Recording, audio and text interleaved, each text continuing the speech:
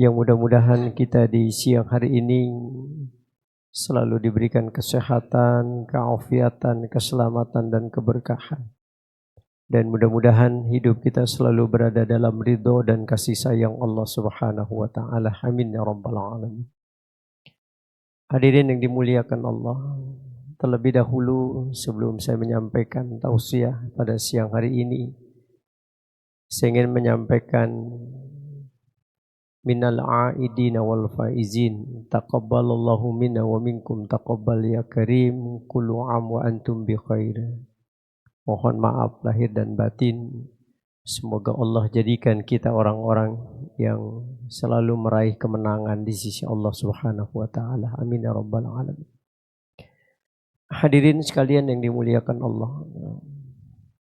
Hari ini kita sedang dan sudah berada di bulan Syawal. Kita sudah meninggalkan bulan Ramadan. Saya yakin kita semua pasti merasakan kenangan indah selama di bulan Ramadan. Tidak ada bulan di mana spiritualitas kita begitu luar biasa meningkat kecuali di bulan Ramadan. Bisa bayangkan, bulan Ramadan itu bulan di mana shaimun nahar wa qaimul lail wa hafizul lisan wa tilawatil Quran. Ya. Siang hari kita berpuasa, malam kita tahajud, tasbih, hajat, tarawih, hampir tiap malam kita isi hari-hari untuk selalu beribadah. Wa hafizul lisan. Lisan kita pun terjaga. Iya. Yang biasanya suka gosip itu hampir Ramadan udah gak ada lagi tuh kalimat-kalimat itu. Itu ada tetangga saya itu kalau diajak gosip bulan Ramadan tuh itu selalu menghindar. Ada berita nih gosip gitu. Dia selalu bilang, lagi puasa. Nanti puasanya batal. Kalau mau gosip ntar aja habis tarawih. Wa hafizul lisan wa tilawatil Quran.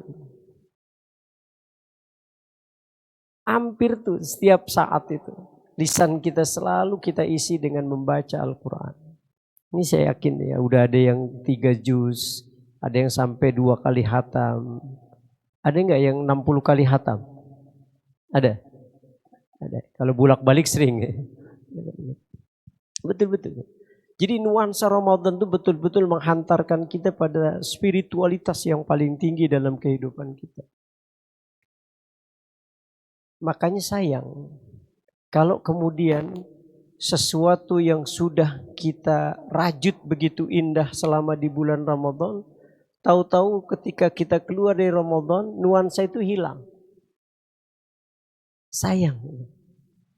Yang biasa kita tahajud, yang biasa kita puasa, yang biasa kita baca Quran, kita jaga lisan kita.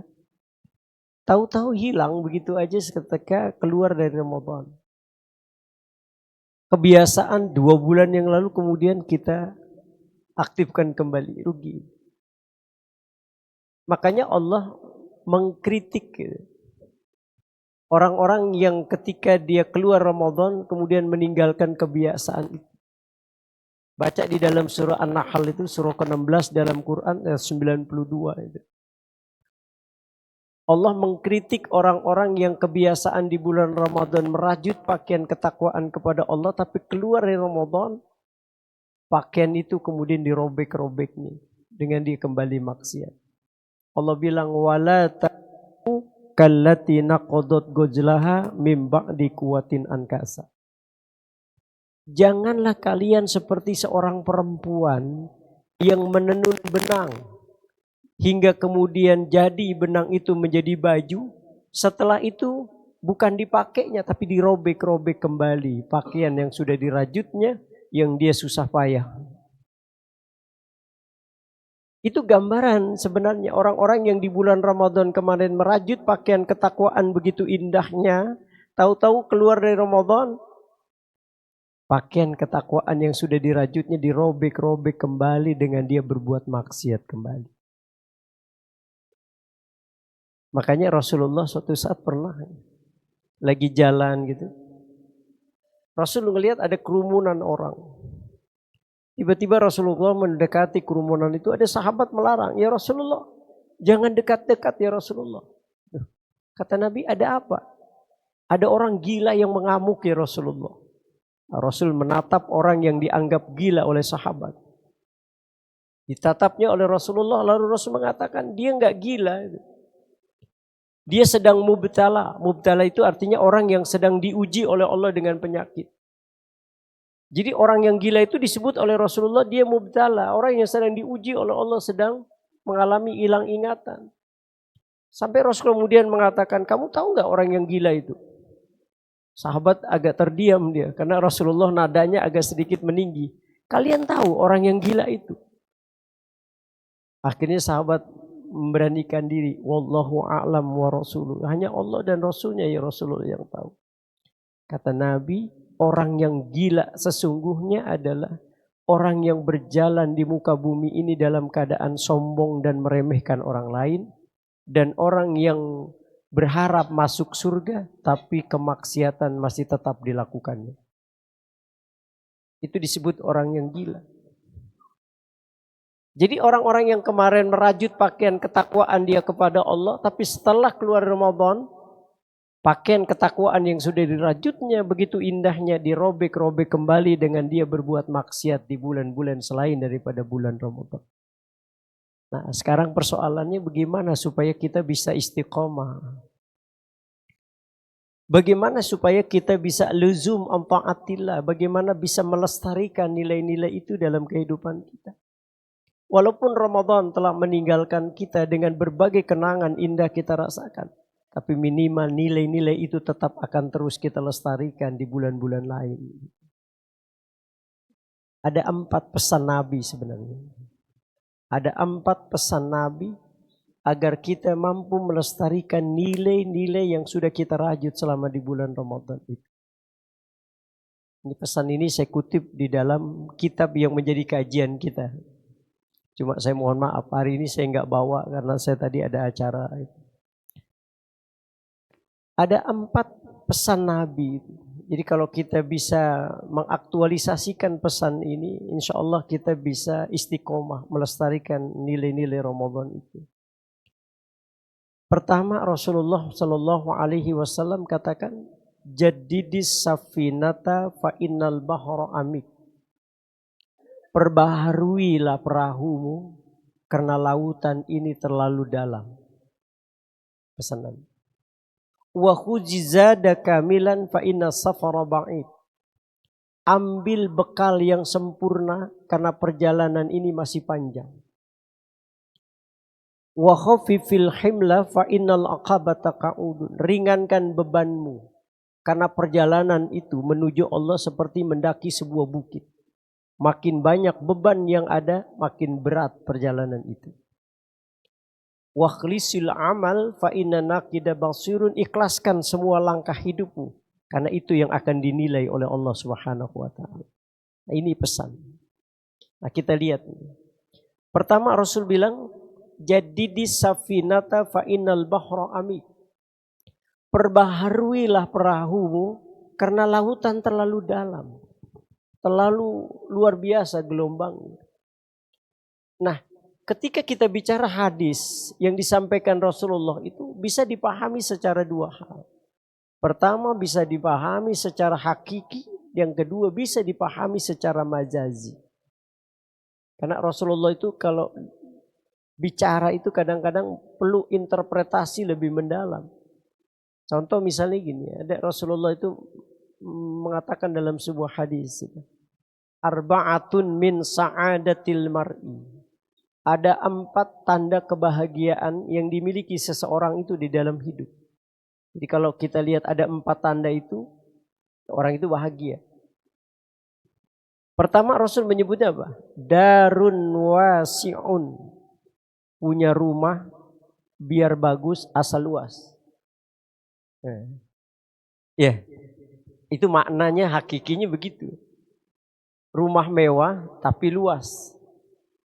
Bisa jadi orang bisa merasakan kebahagiaan ketika dia punya rumah mewah luas pula. Tetapi secara majazinya, di sini tidak seperti itu maknanya. Rasul menyebutnya ai qalbun wasi'un. Yang dimaksud dengan darun wasi'un secara majazinya itu tidak lain adalah ai qalbun wasi'un. Orang yang punya hati yang lapang. Orang yang punya hati yang luas. Makanya kita temukan kebahagiaan itu bukan letaknya dari kekayaan. Kekayaan itu bukan letaknya dari jabatan, bukan. Tapi bagaimana kita memfungsikan hati ini dengan baik. Makanya sampai Nabi pernah mengatakan, man arafa nafsah faqad arafa rabbah. Siapa yang mengenal dirinya, dipastikan dia pasti akan mengenal Allah. Dan kalau dia sudah mengenal Allah, dipastikan kebahagiaan itu pasti akan terjadi dalam hidupnya. Makanya kenapa kita sulit mendapatkan kebahagiaan hakiki? Karena kita memang belum mengenal diri kita. Kalau saya namanya Arif, itu kan nama administrasi keduniaan saja. Tapi yang dimaksud Rasulullah man arafa nafsah faqad arafa rabbah, itu kan yang dimaksud adalah 5 komponen yang ada di dalam diri kita. 5 unsur yang ada di dalam diri kita. Di antaranya adalah qalbu, hati. Makanya kita bagaimana kita bisa merasakan kebahagiaan dalam hidup sementara kita tidak sendiri tidak mengenal hati kita. Makanya dalam kajian berikutnya kita akan bicara itu. 5 unsur yang ada di dalam diri kita yang harus kita kenal. Unsur ruh, unsur jasad, ada unsur kolbu, ada unsur akal, dan ada unsur nafs di dalam diri kita. Makanya diyakinkan man arafa nafsah faqad arafa rabbah. Siapa yang mengenal dirinya, dia pasti akan mengenal Allah. Disitulah kebahagiaan dirasakan. Nah, qalbu. Nah, kembali lagi. Jadi yang dimaksud oleh Rasulullah, jadi di safinata fa innal bahra amik apa? Jadidu imanaku. Perbaharui terus iman. Kenapa? Karena hidup dan kehidupan ini nggak pernah lepas dari gelombang ujian cobaan. Hidup ini nggak akan pernah lepas dari berbagai macam masalah. Karena memang Allah sendiri sudah katakan di dalam surah Al-Ankabut itu. Ahasiban nasu ayyutraku ayyakulu amanna wa hum la yuftanun. Adakah manusia mengira, kata Allah, bahwa dia dibiarkan begitu saja mengucapkan saya beriman kepada Allah sebelum kami uji. Ini kan artinya kalau kita sudah ada komitmen iman kepada Allah, kita yakini Allah sebagai Tuhan kita, Allah yang menciptakan hidup dan kehidupan kita, Allah yang mengatur rezeki kita. Kalau itu sudah tertanam dalam diri kita, maka konsekuensinya tidak lain adalah siap-siap menghadapi ujian dan cobaan. Makin tinggi kualitas iman kita, makin besar ujian yang akan kita hadapi. Makanya iman ini mengalami fluktuasi. Kayak kita ini kan yang hadir di tempat ini imannya kan nggak sama. Ya, ada yang imannya sedang, ada yang tinggi, ada yang mungkin rendah. Makanya Imam Nawawi di dalam kitab Kasifatus Saja itu membagi iman itu ada 5. Ya, kita masuk kelompok yang mana ini wallahu a'lam. Jadi ada 5 iman. Kita masuk kelompok mana nih? Pertama ada iman yang disebut dengan iman taklid. Jadi sebuah keyakinan yang terpancar di dalam diri kita kepada Allah landasannya karena ikut-ikutan. Namanya taklid berarti kan mengikuti. Jadi ada orang yang beriman kepada Allah landasannya karena ngikutin. Dulu kita masih ingat betul, kita beriman kepada Allah karena orang tua kita beriman kepada Allah. Orang tua kita sholat. Yang kita sendiri nggak ngerti esensi dari keimanan itu sendiri. Nah, itu yang disebut dengan iman taklid. Makanya para ulama mengatakan orang yang beriman pada tatanan iman taklid dianggap bermaksiat dia di hadapan Allah. Kenapa? Karena dia meninggalkan belajar. Maka kalau kita sudah belajar, kita sudah tidak lagi masuk dalam kategori iman taklid, tapi kita masuk dalam kelompok iman yang kedua yang disebut dengan iman ilim. Jadi keyakinan yang terpancar di dalam diri kita kepada Allah landasannya karena ilmu. Ilmulah yang menghantarkan kita pada ainul yakin. Ilmulah yang menghantarkan kita pada satu kekuatan di mana kita yakin kepada Allah Subhanahu wa taala. Nah, dulu kita masih kecil tuh diajarkan tuh, ya kan? Awaluddin ma'rifatullah. Pertama kali kita beragama itu kan wajib mengenal Allah.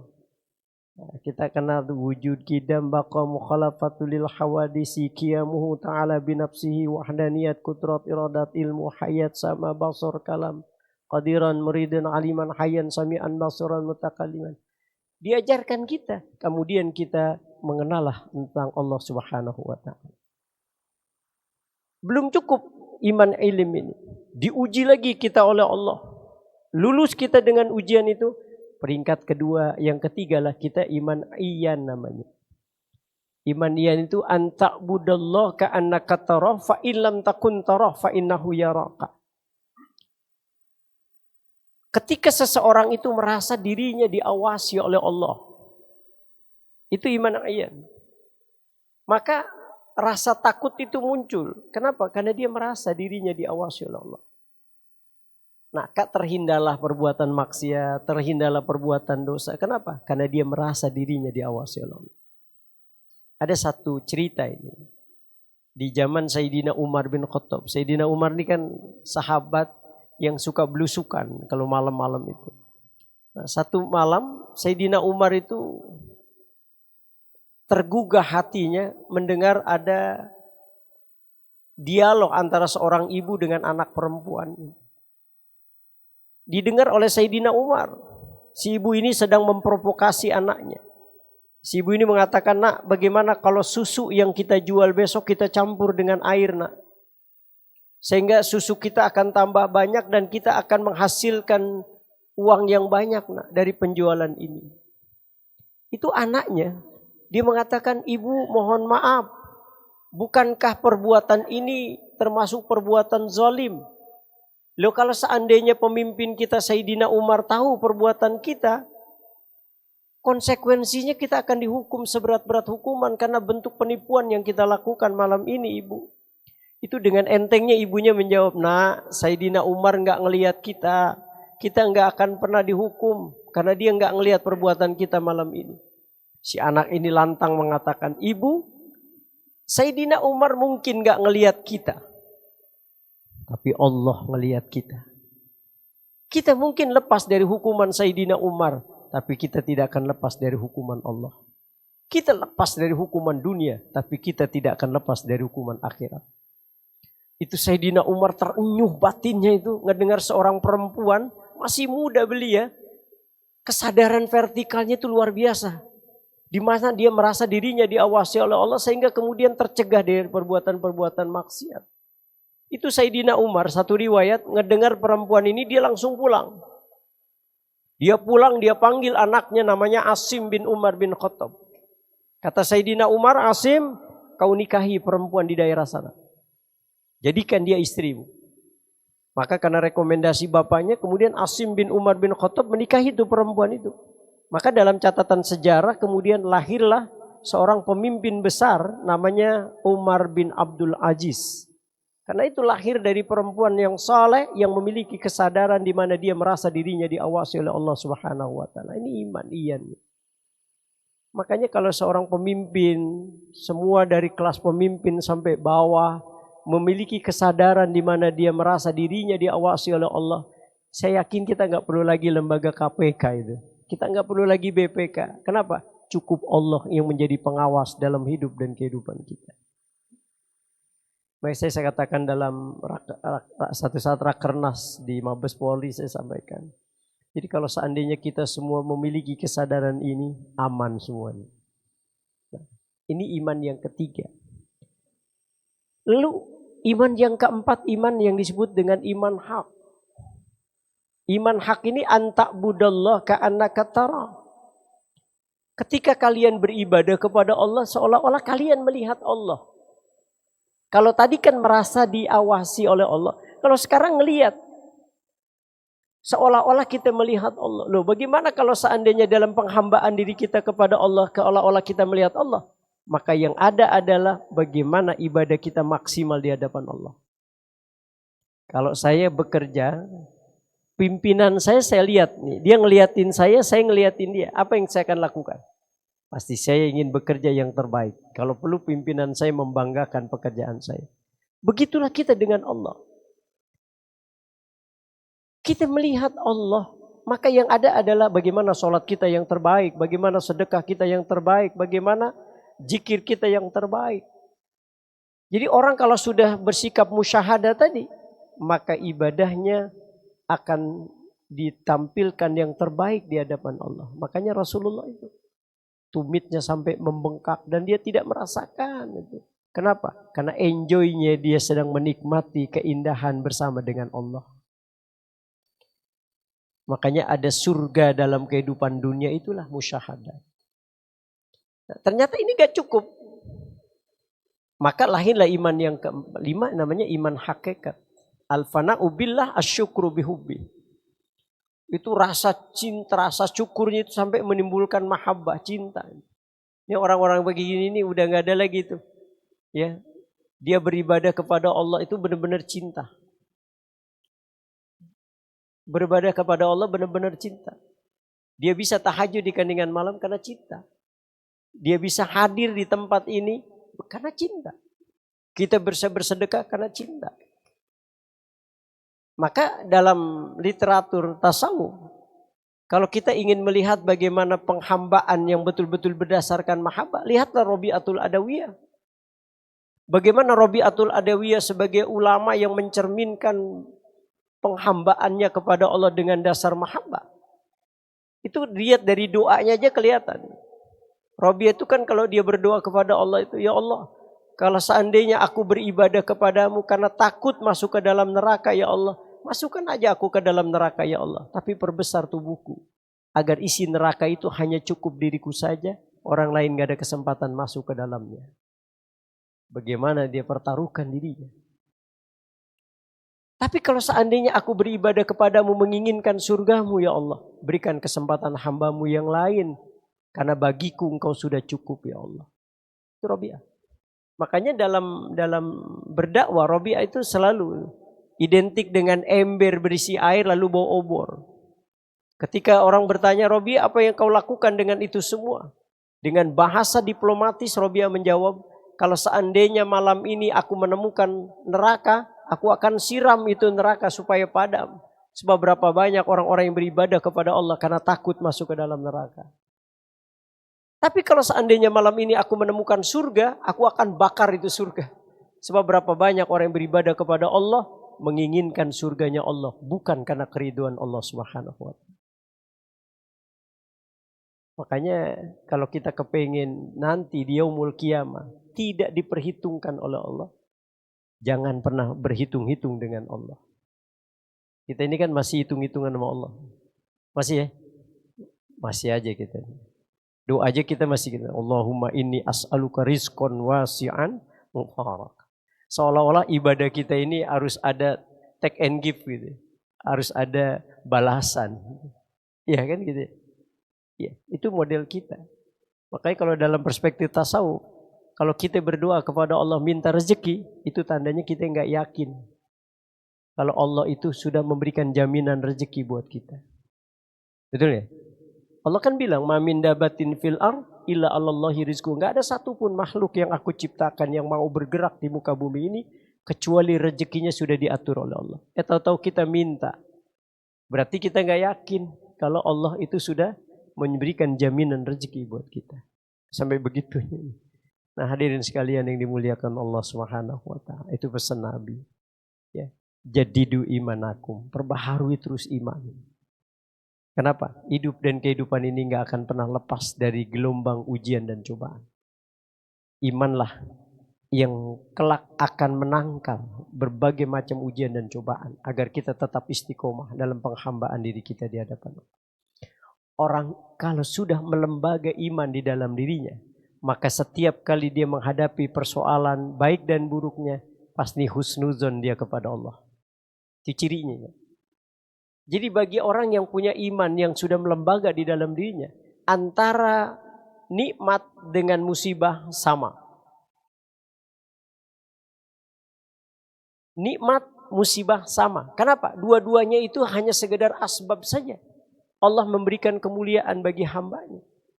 Makanya orang yang punya iman yang melembaga di dalam dirinya, dikasih kaya alhamdulillah, dikasih miskin pun Alhamdulillah, kenapa? Karena baginya kekayaan dan kemiskinan itu hanya sekedar wasilah. Bagaimana caranya dia dimuliakan oleh Allah Subhanahu wa ta'ala. Makanya di dalam Al-Quran Allah sudah mengatakan, Nahnu naqussu alaika ahsanal qasas bima awhayna ilaika hadzal Quran.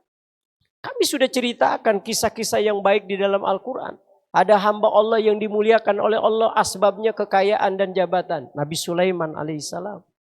Pun ada juga hamba Allah yang diberikan kemuliaan oleh Allah, asbabnya karena kemiskinan dan penyakit. Siapa? Nabi Ayyub alaihissalam. Maka iman kalau sudah melembaga di dalam diri, maka apapun yang Allah datangkan baik dan buruknya, itu semua sama. Maka orang yang sudah iman yang melembaga di dalam dirinya selalu mengatakan di dalam dirinya ridho terhadap apapun yang menjadi pemberian Allah Subhanahu wa ta'ala. Ya, mudah-mudahan Allah berikan kita taufik dan hidayah agar kita mampu melestarikan nilai-nilai yang sudah kita rajut selama bulan Ramadan kemarin. Ya, mudah-mudahan ini ada manfaatnya, dan sisa yang ketiga insyaallah di lain waktu saya akan bahas. Terima kasih sekali lagi, mohon maaf lahir dan batin. Wallahul muwaffiq ila aqwamit thoriq. Wassalamualaikum warahmatullahi wabarakatuh.